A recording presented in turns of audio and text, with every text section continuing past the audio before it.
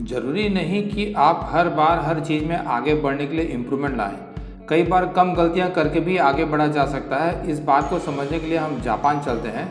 World war 2 के बाद America में मैन्युफैक्चरिंग इंडस्ट्री बहुत फल फूल रही थी। अमेरिकन कंपनियां और बड़ी हो रही थी और उनका प्रॉफिट भी बढ़ रहा था, जबकि उनके कई प्रोडक्ट्स एवरेज क्वालिटी के थे। पर ये चीज़ें 1970 के बाद बदलने लगी थी। जापान की मैन्युफैक्चरिंग कंपनियों ने एक के बाद एक आश्चर्यजनक बदलाव लाए और अमेरिकी कंपनियों को पीछे छोड़ दिया। जापानी कंपनियों की इस टेक्निक को लीन मैन्युफैक्चरिंग कहते हैं।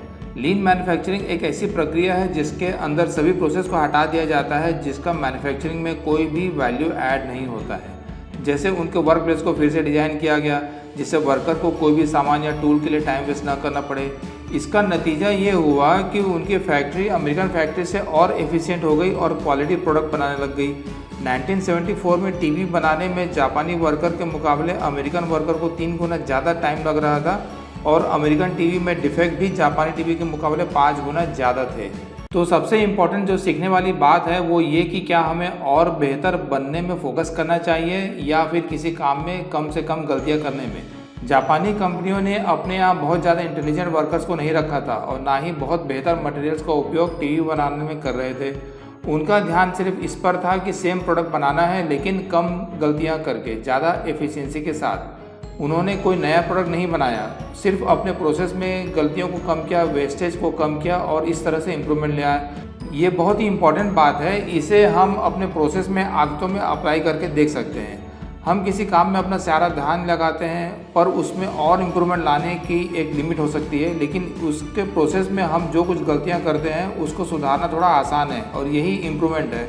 एक स्पोर्ट्समैन या एथलीट अपनी पूरी एनर्जी को लगा देता है, लेकिन ये तो उसका कॉम्पिटिटर भी करता है। हम जानते हैं शारीरिक क्षमता की एक लिमिट होती है, इसलिए उसके कोच प्रोसेस को एनालाइज करते हैं, उसमें सुधार लाते हैं। पैरों को कैसे ज़मीन पर रखना, दौड़ने की तकनीक में सुधार करना, अपने स्टेप्स को और एफिशिएंट करना। कोई स्टूडेंट पढ़ाई करता है तो उसके साथ और भी स्टूडेंट हैं जो अच्छा पढ़ रहे हैं, पर जो अपनी गलती को कम कर दे और जो एक्यूरेसी को बढ़ा दे तो भी ये मार्क्स बढ़ाने का एक तरीका हो सकता है। इम्प्रूवमेंट लाने के 2 तरीके हो सकते हैं, अपनी स्किल में एडिशन करके या फिर अपने मिस्टेक्स में सब्ट्रैक्शन करके। एडिशन यानी हम अपने वर्किंग प्रोसेस को और बेहतर बनाएं, अपने टैलेंट को और बेहतर बनाएं। सब्ट्रैक्शन यानी अपने वर्तमान प्रोसेस में हो रही गलतियों को, इनएफिशिएंसी को सुधारें। जैसे किसी काम को आसान कैसे बनाएं, गैर जरूरी कामों को हटा दें, कार्यस्थल को और सुविधाजनक बनाएं। इस कॉन्सेप्ट को बहुत जगह अप्लाई कर सकते हैं। एजुकेशन में हम या तो और इंटेलिजेंट बने, अपना आईक्यू को और बढ़ाएं या फिर सिली मिस्टेक्स को कम करें। आपको जितना आता है आप उतना ही एग्ज़ाम में लिख पाओगे, पर अगर आप अपनी गलती को कम करेंगे तो भी अपने नंबर को आप बढ़ा सकते हो। इसे कहते हैं don't study hard but study smart. Investing में और पैसा कमाएं और काम करें या फिर पैसे को बचाएं, अपने रिस्क को कम करें। वेब डिज़ाइनिंग में और इंटरैक्टिव पेज बनाएं या फिर ऐसे एलिमेंट्स को कम करें जिससे विजिटर्स का ध्यान भटकता है।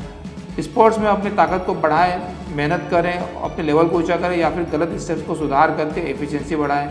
एक्सरसाइज में और इंटेंस वर्कआउट करें या फिर कभी वर्कआउट को मिस ना होने दें। न्यूट्रिशन में और ज़्यादा हेल्दी फूड खाएं या कम से कम अनहेल्दी फूड खाएं। ये बातें दिखने में एक जैसी लगती होंगी, पर है ही अलग। एडिशन के केस में आप और ज़्यादा ऊंचाई को छूना चाह रहे हो और सब्ट्रैक्शन के केस में अपने आप को गिरने से बचा रहे हो।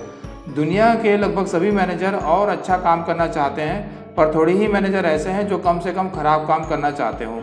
सभी एथलीट बहुत अच्छा गेम खेलना चाहते हैं, हर बिजनेसमैन अच्छा बिजनेस करना चाहता है, हर एक्टर अपनी एक्टिंग को बेहतर बनाना चाहता है। हमारी सोच हर काम को और अच्छा करने की होती है, पर अच्छा करने की एक सीमा होती है। हम अपने मिस्टेक को सुधार कर भी तो इम्प्रूव कर सकते हैं, और हकीकत भी यही है कि आप अपने में सुधार लाकर और बेहतर करना ज़्यादा आसान है बजाय और बेहतर काम करने से, और ये प्रैक्टिकल अप्रोच भी है। इसके 2 कारण हैं। पहला, गलतियों को दूर करना ज़्यादा आसान है, पॉसिबल है, बजाय अंतिम समय में और बेहतर करने के। आप अपने काम में गलतियों को या कमियों को पहले लिख लें और फिर उन्हें दूर करने के तरीके के सोच लें और लिख लें। फिर उन्हें दूर करना आसान है और आपका इम्प्रूवमेंट हो जाएगा। दूसरा, अपने मिस्टेक्स को कम करके बेहतर परफॉर्मेंस करने में आपको ज़्यादा मेहनत नहीं लगती। ये थोड़ा आसान है, जो हमसे हो सकता है। मतलब अपने परफॉर्मेंस को अपने टैलेंट से एक लेवल ऊपर रखना आसान है बजाय के बेहतर करने की कोशिश के। One of the biggest ways to make big gains is to avoid tiny losses. सो ये हुआ आपका बड़ा फायदा छोटी छोटी गलतियों को सुधार के। तो फ्रेंड्स कीप गोइंग, चलते रहो, यू कैन डू इट।